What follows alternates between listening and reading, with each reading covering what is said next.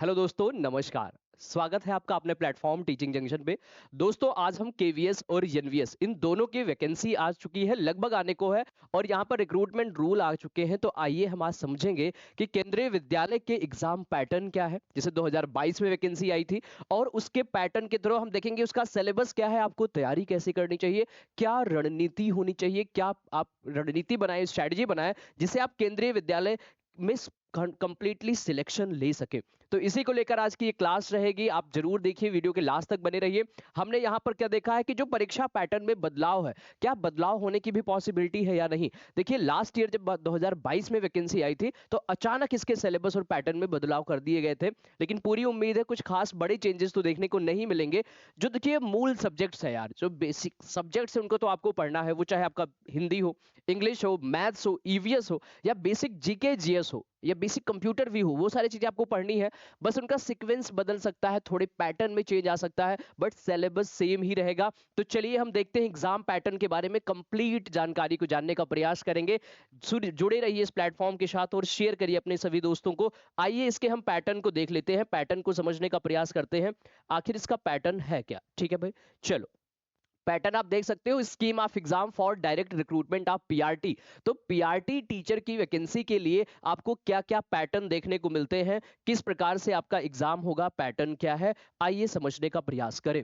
The written test is 180 marks. देखिए, आपका जो पीआरटी का एग्जाम है उसके हम पैटर्न को देखें तो आपका एक एग्जाम होगा जो कि 180 मार्क्स का होगा। कितने मार्क्स का होगा? रिटन टेस्ट होगा, 180 मार्क्स का होगा, और ये सारे एमसीक्यू बेस्ड क्वेश्चन आएंगे। कैसे क्वेश्चन होंगे? एमसीक्यू बेस्ड क्वेश्चन आएंगे। देखिए, 180 टाइप मल्टीपल चॉइस क्वेश्चन, सारे एमसीक्यू बेस्ड क्वेश्चन होंगे, carrying 1 marks for each question. प्रत्येक प्रश्न के लिए 1 अंक निर्धारित है।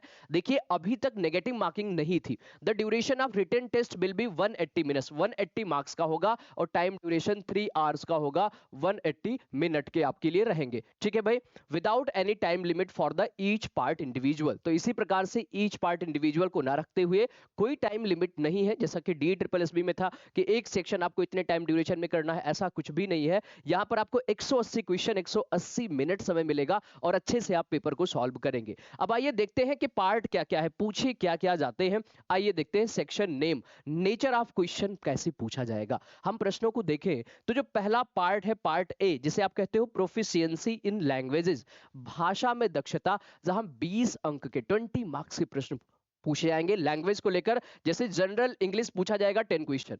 देखिए, जनरल इंग्लिश के 10 क्वेश्चंस बनेंगे। अब 10 क्वेश्चन में बेसिक आपका ग्रामर भी हो सकता है, और यहां पर आपको एनसीईआरटी करना जरूरी है। देखिए, कई बच्चों की गलतियां हुई थी लास्ट केवीएस की वैकेंसी में, जहां पर उन्होंने एनसीईआरटी बुक्स नहीं पढ़ा, और आप पीआरटी टीचर बनने जा रहे हैं, 1 to 5th की एनसीईआरटी आपको पढ़ के ही जाना है, क्योंकि वहीं से कई बार पोम के 4 लाइंस उठा लिए जाते हैं, पूछा जाता है कौन से राइटर ने लिखा है, किस पॉइंट ने लिखा है, वो सारे क्वेश्चन ऐसे पूछे आते हैं। और ऐसे जनरल हिंदी के 10 क्वेश्चन पूछे आएंगे, बेसिक ग्रामर पूछा जाएगा, और ग्रामर के साथ साथ जो आपका पार्ट एनसीईआरटी का है, 1 to 5th की एनसीईआरटी, उनसे प्रश्न पूछे आते हैं।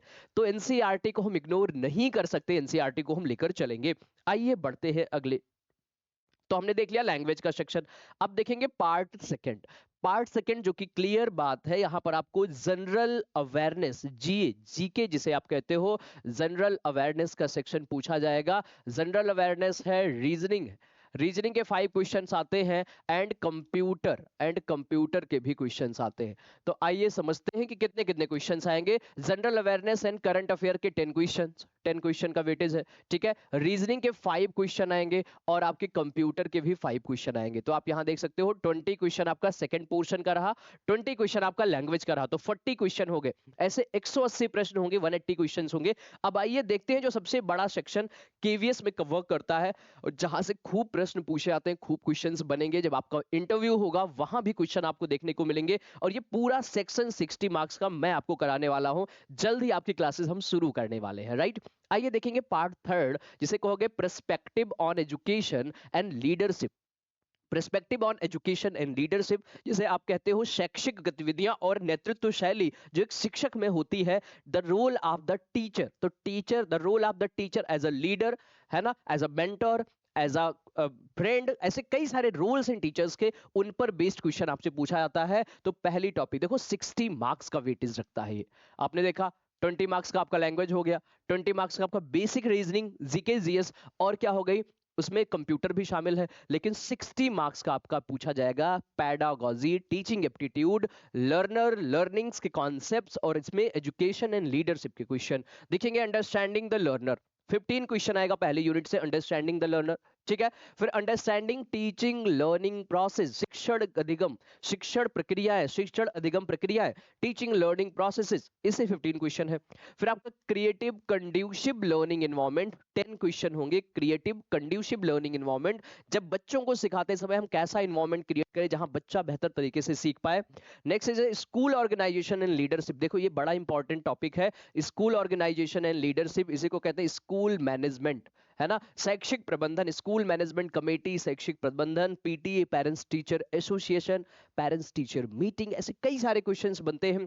इसमें हम बात करें कि म्युनिसिपल कॉर्पोरेशन का पीआरटी प्राइमरी विद्यालय में क्या रोल है, या बेसिकली और सारे क्वेश्चन से रिलेटेड बनते हैं। और देखेंगे पर्सपेक्टिव इन एजुकेशन, जो 10 क्वेश्चन आएगा, तो आप देखोगे एजुकेशन और साइकोलॉजी के क्वेश्चन कैसे बन रहे हैं, आपको 60 क्वेश्चन देखने को मिलेंगे। बात क्लियर हो पा रही, कोई डाउट तो नहीं है, बड़ा इंपॉर्टेंट टॉपिक रहेगा, इनसे बार बार क्वेश्चंस आपको देखने को मिलते हैं, जो कि यहाँ पर 60 मार्क्स का रहेगा। तो 60 मार्क्स का आपका पेडागॉजी, टीचिंग एप्टीट्यूड, 20 मार्क्स का आपका लैंग्वेज, और 20 मार्क्स का बेसिक रीजनिंग, जनरल अवेयरनेस, और आपका कंप्यूटर, तो 100 मार्क्स के हो गए। अब तक कितने मार्क्स हो गए भाई? 100 मार्क्स हो गए। अब इसी 100 मार्क्स को हम जनरल पेपर भी कहते हैं, कि ये आपका जो पेपर है वो जनरल पेपर है। पीआरटी में साइकोलॉजी, एजुकेशन, पैडागॉजी का कितना रोल है आप देख सकते हैं। अब रिमेनिंग जो 80 क्वेश्चन बचे उसे कहते हैं सब्जेक्ट कंसर्न। क्या कहेंगे? सब्जेक्ट स्पेसिफिक या सब्जेक्ट कंसर्न कहते हैं। इसी को हम कहते हैं सब्जेक्ट स्पेसिफिक, या इसी को कहते हैं सब्जेक्ट कंसर्न।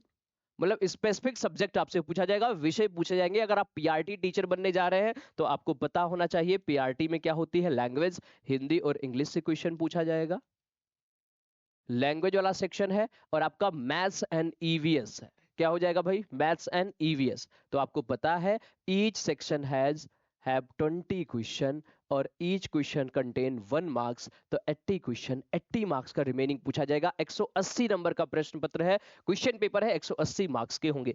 आइए देखते हैं इसके पैटर्न को देखते हैं, और इसका आप पैटर्न देखोगे तो आप यहां पर देखते हो प्रोफेशनल कॉम्पिटेंसी टेस्ट पूछा जाएगा 60 मार्क्स का, और demo teaching 30 marks and interview का सेक्शन है। तो ये रहेगा आपका, इस प्रकार से आप इन्हें समझ सकते हैं। अच्छा ये आपने देखा 60 मार्क्स का, आपने ये देखा 10 मार्क्स का, आपने ये देखा। अच्छा यहां पर आप देखोगे नेचर ऑफ क्वेश्चन, जो प्रोफिशिएंसी 20 मार्क्स 10 10 हिंदी इंग्लिश रही, ठीक है। इस प्रकार से देखोगे। और जब हम सब्जेक्ट स्पेसिफिक की बात कर ले, आइए समझते हैं सब्जेक्ट स्पेसिफिक। देखिए 80 मार्क्स का आएगा, और 80 मार्क्स में भी हम देख रहे थे ना, जैसा मैंने अभी चारों सेक्शंस आपको बताया, सब्जेक्ट स्पेसिफिक पे आप जाओगे तो यहां पर आप देखोगे कॉम्पिटेंसी बेस्ड क्वेश्चंस आएंगे, जो कि 60 मार्क्स का होगा, और डेमो टीचिंग 30 मार्क्स का 30 मार्क्स, ये तो ठीक है। सब्जेक्ट स्पेसिफिक मैंने आपको ड्रॉ किया ना, बताया ना कि क्या क्या होगा। हिंदी और इंग्लिश के 20 क्वेश्चन मैंने आपको क्लियर कर लिया, ठीक है। और ईवीएस और मैथ्स के 20 क्वेश्चन, तो यही आपके 80 मार्क्स हो गए। रिमेनिंग 80 मार्क्स आपका सब्जेक्ट कंसर्न कहलाएगा, 80 क्वेश्चन होंगे। तो 180 मार्क्स का आपका क्वेश्चन पेपर है। और रिमेनिंग जो 60 मार्क्स है, 60 मार्क्स किस पर बेस्ड है? 60 मार्क्स में 30 मार्क्स आपका हो जाएगा डेमो टीचिंग। जब आपका इंटरव्यू होगा तो डेमो टीचिंग होगा, वो भी आपको हम कराते हैं। हम लगभग 500 बच्चों के हमने डेमो टीचिंग करवाया, जिसमें काफी बच्चों ने सिलेक्शन लिया। 30 मार्क्स आपका डेमो टीचिंग हो गया, 30 मार्क्स जो आपका हो जाएगा वो इंटरव्यू होगा। तो इस प्रकार से आप देख रहे हो 2 चरणों में एग्जाम्स होते हैं, जिसमें आपका पहला जो पैटर्न रहेगा वो रिटन टेस्ट 180 प्रश्न रहेंगे, एक 180 क्वेश्चन 180 मार्क्स के, और जो 60 आपका क्वेश्चन होगा वो 30 मार्क्स की डेमो टीचिंग, 30 मार्क्स का इंटरव्यू। तो इस पैटर्न को आप देखोगे, पीआरटी का ये पूरा पैटर्न रहेगा, और इसी बिहाफ पे आपको प्रिपरेशन करनी है, ठीक है। आपका जो टाइम ड्यूरेशन है एग्जाम का वो 3 आवर्स का होता है।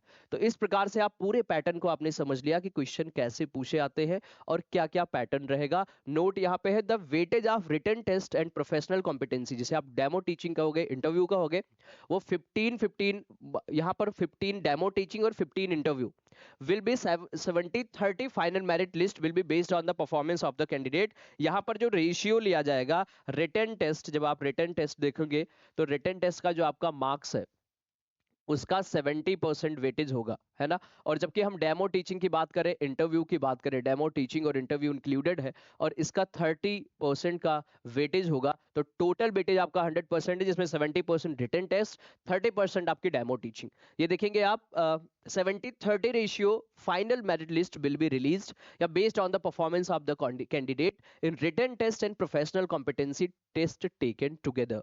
तो इस प्रकार से आप देखते हैं 70-30 का आपका पूरा क्या रहेगा रेशियो, जिसके बिहाफ पे आप फाइनल सिलेक्शंस ले सकते हैं। तो ये रही पीआरटी की पूरी सिलेबस, पूरी पैटर्न को हमने देखा। केवीएस की बात करें, ऐसे एनवीएस में टीजीटी पीजीटी पर बेस्ड आपकी वैकेंसी देखने को मिलेगी। देन हम उसको डिस्कस करेंगे कि क्या उसका सिलेबस है, क्या पैटर्न रहेगा। इस प्रकार से हमने पूरे पैटर्न को जानने का प्रयास किया, ठीक है भाई। अब डायरेक्ट रिक्रूटमेंट रूल की बात करें, आइए सिलेबस को देख लें कि सिलेबस में क्या क्या टॉपिक है, क्या क्या पढ़ने हैं। अभी से आपको माइंड मेकअप करना होगा और प्रिपरेशन साथ साथ पैरेलली करते चलना पड़ेगा, ठीक है। चलो आइए देख लेते हैं इसका पैटर्न क्या है। अगर हम प्रोफिशिएंसी इन लैंग्वेज की बात करें, भाषा दक्षता में किस प्रकार से क्वेश्चंस होंगे, तो जनरल इंग्लिश और जनरल हिंदी। देखिए जनरल इंग्लिश में ग्रामर से क्वेश्चन ज्यादा होंगे। आप यहां देखोगे रीडिंग कॉम्प्रिहेंशन पूछा जाता है, एक पैसेज कम से कम। वर्ड पावर, आपकी वोकैबुलरी पूछी जाती है, antonym, synonym, one word substitutions, ठीक है। फ्रेजेस या ग्रामर एंड यूजेस, ये क्वेश्चन आपके रहेंगे बेसिक इंग्लिश के। और हिंदी की बात करें, हिंदी में आपका हो जाएगा पैडागोजिकल कॉन्सेप्ट, देखो पठन कौशल, ठीक है। शब्द सामर्थ्य, व्याकरण एवं उसकी प्रयुक्ति, सेम वही बातें हिंदी में लिखी है। जहां पर ऐसे 2-4 शब्द लिख दिए गए, वहां पर सिलेबस और भी आपको पढ़ने की नीड होती है, क्वेश्चन कहीं से भी पूछ लेते हैं, राइट। तो ये आपने सिलेबस देखा। अब आइए देखते हैं रीजनिंग का भाई। जनरल अवेयरनेस और करंट अफेयर्स की बात करें, देखिए करंट अफेयर्स आपको लास्ट 1 ईयर का पूरा पढ़ना होता है। लास्ट 1 ईयर में जितनी भी घटनाएं हैं, राष्ट्रीय अंतरराष्ट्रीय स्तर पर नेशनल इंटरनेशनल इश्यूज हैं, उन सबको कवर कवर करने होते हैं। वो जनरल अवेयरनेस का पार्ट होता है, राइट। अब हम रीजनिंग एबिलिटी की बात करें, देखिए रीजनिंग एबिलिटी में सर्टेन टॉपिक्स है, उन्हीं को आपको पढ़ना है, चाहे वो ब्लड रिलेशन हो, चाहे वो डाइस हो, ठीक है। चाहे अगर हम बात करें, कई ऐसे टॉपिक्स आपके रीजनिंग से रिलेटेड हैं, चाहे वो एपीजीपी के सीक्वेंस से क्वेश्चन पूछा जाए, नंबर सीरीज का क्वेश्चन हो, ठीक है, अल्फाबेटिकल ऑर्डर से रिलेटेड क्वेश्चन हो, तो आपकी रीजनिंग यहां से रहेगी, ठीक है। रीजनिंग एबिलिटी हो गई। और कंप्यूटर लिटरेसी, देखिए आपको कंप्यूटर की साक्षरता, कंप्यूटर की समझ होनी चाहिए। कंप्यूटर से क्वेश्चन पूछे जाते हैं, basic MS Word, MS Office, PowerPoint, Excel, या बेसिक आपके कंप्यूटर से रिलेटेड क्वेश्चन, जीमेल क्या है, उसका यूज क्या है। अब तो एआई टेक्नोलॉजी आ चुकी है, तो एआई से भी रिलेटेड क्वेश्चन आपको देखने को जरूर मिलेंगे। तो कंप्यूटर लिटरेसी आपके होनी चाहिए, जहां पर आपसे क्वेश्चन बनते हैं। और यहां हमने देखा कि एजुकेशन एंड लीडरशिप के टॉपिक्स आप देख लो एक बार। देखिए बच्चों के बड़े कंफ्यूजन है, सर टॉपिक है क्या क्या, पढ़ें कहां से, ये क्वेश्चन बहुत डाउट है आप सबके। धीरे धीरे एक एक हम क्लासेस इन सबकी की लेकर आएंगे। अब आप देखोगे सिलेबस, अगर perspective of education and leadership आप देखिए, पहला ही टॉपिक है अंडरस्टैंडिंग द लर्नर्स। पहले हमें बच्चों को समझना है, लर्नर्स को समझना है, अंडरस्टैंडिंग द लर्नर्स। तो उसके लिए हमें बेसिक साइकोलॉजी पढ़नी होगी, जिसे चाइल्ड साइकोलॉजी आप कहते हो। आप सीटेट में कवर करते आ रहे हो, आपने और भी प्रिपरेशन डी ट्रिपल्स भी की है, उसमें भी कवर किया है। देखिए पहला ही टॉपिक है concept of growth, maturation and development, जहां हमने कई बार क्लासेस में पढ़ा है, आप देखते हैं। फिर principle and debates of development, development task and challenges. अब देखो केवीएस का पहला ही टॉपिक ये है, जहां बड़े अच्छे से हमने ऑफलाइन में भी पढ़ा है, ऑनलाइन में भी हमने पढ़ा है, राइट। फिर आपका domains of development, physical, cognitive, social, emotional, या सोशियो इमोशनल कहते हैं। सोशियो इमोशनल को ही साइको सोशल कहते हैं, ठीक है भाई। तो ये मेरा सेक्शन आपका 60 मार्क्स का होगा, जिसे मैं आपको पूरा कवर कराऊंगा, ठीक है भाई। अब यहाँ आप देखोगे अंडरस्टैंडिंग एडोलेसेंस, एडोलेसेंस के बारे में पढ़ना है, टीन एज क्या है, needs, challenges, implication and designing institutional supports. और आपका role of primary and secondary socialisation agencies ensure home school community. देखिए कई बच्चे ही केवीएस केंद्रीय विद्यालय में तैयारी कर रहे हैं, जो हिंदी मीडियम के छात्र हैं। मेरी पूरी कोशिश है कि मेरी क्लासेस होगी वो बायलिंगुअल होगी, जहां आप दोनों माध्यम के बच्चों को पूरी तरीके से अच्छे में समझ में आएगा, ठीक है भाई। आइए देखते हैं second unit, understanding teaching learning. तो पहले हमने लर्नर को समझ लिया, बच्चों को समझ लिया कि बच्चा कैसे सीखेगा, बच्चे की बेसिक साइकोलॉजी कैसे वर्क करती है। अब हम देखेंगे शिक्षण अधिगम प्रक्रिया क्या है, टीचिंग लर्निंग प्रोसेस क्या है, हमें क्लासरूम में टीचिंग कैसे करनी चाहिए। तो थेरेटिकल पर्सपेक्टिव ऑन लर्निंग, जैसे बिहेवियरिज्म, व्यवहारवाद, बिहेवियरिज्म को आप यूज कैसे करेंगे अपने टीचिंग लर्निंग प्रोसेस में। कॉग्निटिविज्म, जिसे कहें संज्ञानवाद, कॉन्स्ट्रक्टिविज्म, जिसे कहेंगे रचनावाद, and special reference to their implication, और इन सभी की उपयोगिता क्या है, इनका यूज क्या है। बिहेवियरिज्म हो गया, कॉग्निटिविज्म हो गया, कॉन्स्ट्रक्टिविज्म हो गया। मोस्ट इंपॉर्टेंट है the role of the teacher. अब the role of the teacher, शिक्षक की भूमिका क्या है, आप पढ़ते हो और इन द मतलब on the perspective of constructivist approach के बिहाफ पर, जैसे हम कहते हैं रचनावादी विचारधारा के अनुसार, the role of the teacher is as a facilitator, शिक्षक की भूमिका एक सुविधा प्रदाता है। ऐसे द रोल ऑफ लर्नर क्या है, according to behavioristic approach, cognitivistic approach, constructivist approach, right. Nature of teacher student relationship, भाई शिक्षक छात्र में कैसे संबंध होते हैं, कैसा शिक्षक से छात्र सीखता है, उसके क्या क्या तरीके हैं, ये भी आप पढ़ेंगे। चॉइस ऑफ टीचिंग मेथड्स, अब अलग अलग शिक्षण विधियां आपको पता है, अलग अलग टीचिंग मेथड्स आप यूज करते हैं, चाहे इंडक्टिव मेथड हो, डिडक्टिव मेथड हो, ह्यूरिस्टिक मेथड हो, ठीक है। चाहे हम बहुत सारे ऐसे नए नए टॉपिक्स की बात करेंगे, कॉम्पिटेंसी बेस्ड मेथड हो, कॉम्पिटेंसी बेस्ड एजुकेशन हो, उन सब की बात होगी। Choice of teaching methods, classroom environment, understanding of discipline, power etcetera. देखिए, factors affecting learning and their implication for, भाई बच्चों में जो अधिगम को प्रभावित करने वाले कारक हैं उनका प्रयोग। Designing classroom instruction, planning student activities, creating learning space in schools, ठीक है। Planning and organisation of teaching learning process, आप देखोगे concept and syllabus of curriculum, most important topic है।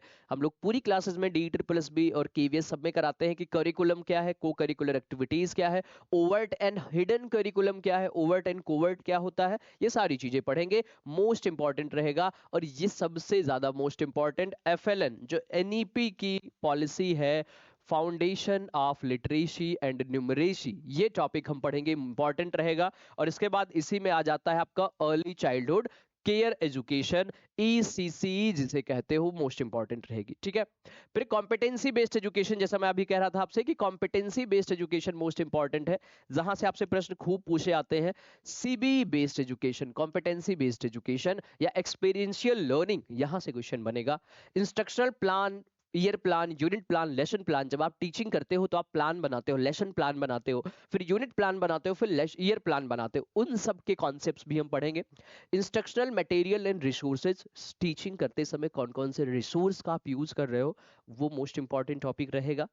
आइए देखते हैं इंफॉर्मेशन एंड कम्युनिकेशन टेक्नोलॉजी। देखिए, अब एजुकेशन में ICT का काफी अच्छा खासा रोल है, तो आपको नए नए टेक्नोलॉजी को इजाद करते हुए, यूज करते हुए आपको बच्चों को टीचिंग करना है, सिखाना है, तो ICT का यूज बड़ा इंपॉर्टेंट है, टीचिंग लर्निंग से रिलेटेड है। Assessment of learning for learners as learner, meaning purpose consideration in planning is. देखिए, हम पढ़ते हैं असेसमेंट एंड इवोल्यूशन, हम पढ़ते हैं assessment of learning, assessment for learning, assessment as a learning, तो इन सारे इस टाइप के क्वेश्चन पूछे जाते हैं।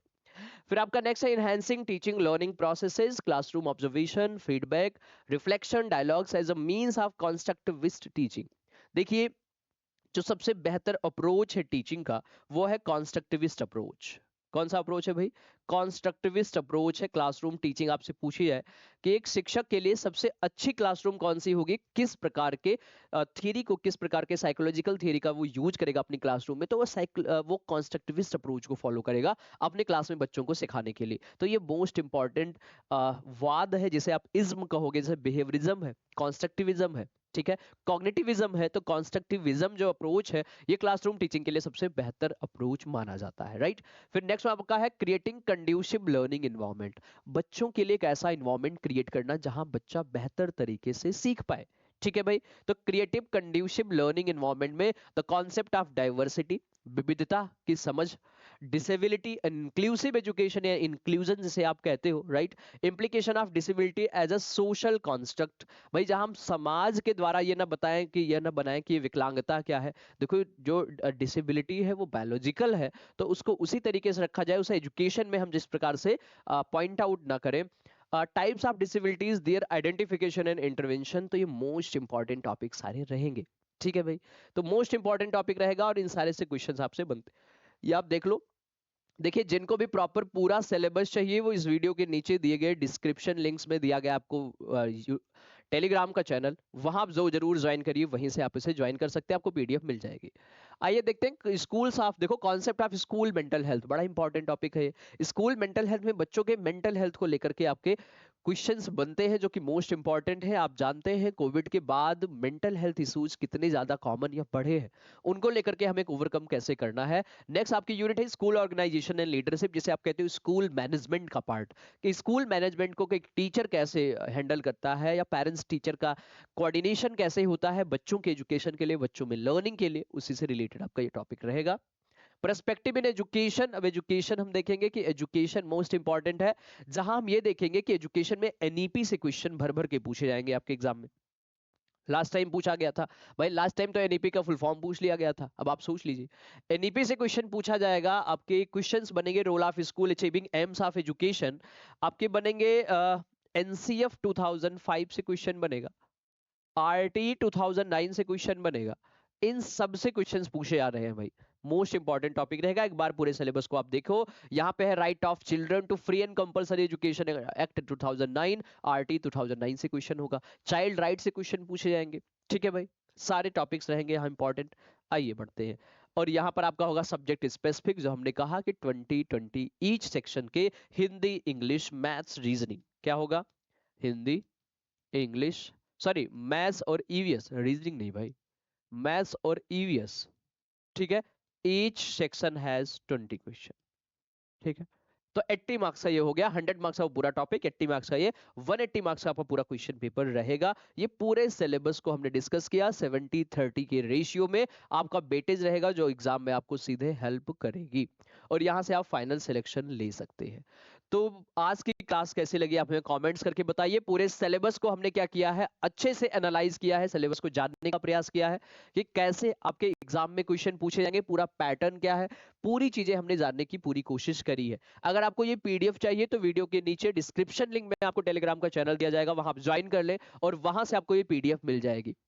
तो चलिए स्टूडेंट्स, आगे मिलते रहेंगे क्लास में, जहां हम करेंगे एक एक टॉपिक पूरे तरीके से, pedagogy, teaching aptitude, education and leadership के question, perspective of education and leadership, तो हम आगे कॉन्सेप्ट भी पढ़ेंगे, क्वेश्चन भी करेंगे। शेयर करिए अपने उन सभी दोस्तों के साथ जो भी केंद्रीय विद्यालय में शिक्षक बनना चाहते हैं, उसकी तैयारी करना चाहते हैं, तो जुड़े इस प्लेटफॉर्म के साथ और तेजी से आप सभी अपनी तैयारी को शुरुआत कर सकते हैं, क्योंकि वैकेंसी आने के बाद केवीएस बिल्कुल मौका नहीं देता आपको तैयारी करने का। तो अभी से अगर आप प्रिपरेशन कर रहे हैं तो फाइनल सिलेक्शन आप ले लेंगे। चलिए बढ़ते हैं अगले नेक्स्ट सेशन में, तब तक के लिए thank you so much to everyone, thanks for watching my video.